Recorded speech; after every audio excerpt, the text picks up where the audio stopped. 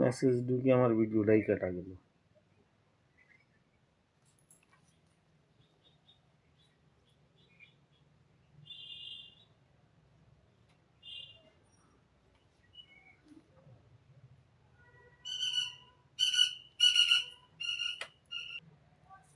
এখানে আমার এতে ছক তৈরি হয়ে গেল।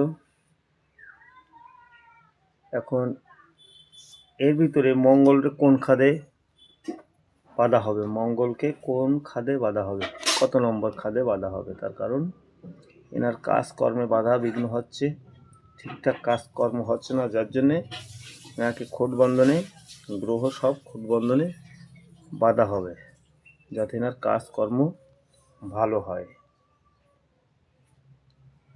জয় মহাকাল, জয় ভোলেনাথ।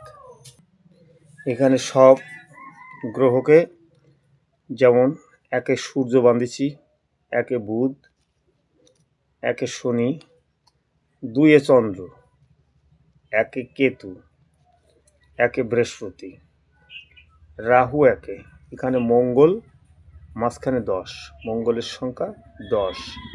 এর কাজকর্ম, চাকরি, যে কোনো সমস্যা হোক না কেন, একে আমি এই কবচ তৈরি করব। এর ভিতরে অনেক কিছু দিতে হয়।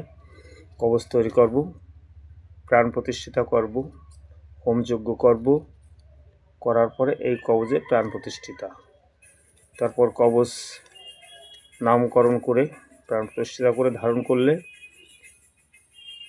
সেই ব্যক্তির কাজকর্ম, চাকরি হচ্ছে না, চাকরি হতে হবে অবশ্যই, পয়সা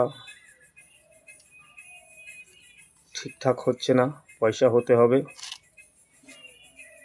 এখানে আমি তৈরি করলাম। এরকম আমি এক একটা কবজের জন্য অনেক ছক তৈরি করতে হয়। ছক তৈরি করে একে জাগাতে হয় কেমনভাবে আমি দেখাচ্ছি। এখানে এই যে নতুন সরা হাঁড়ি, এই হাঁড়ির ভিতরে এই যে যত সব, এই যে এটাও আমি রাখলাম, যত সব গ্রহ বন্ধনের, গ্রহ খুঁট বন্ধন এর ভিতরে রাখি এবং এর ভিতরে রেখে একে পুজো পাঠ করে জাগাতে হয়, প্রাণ প্রতিষ্ঠিতা করতে হয়।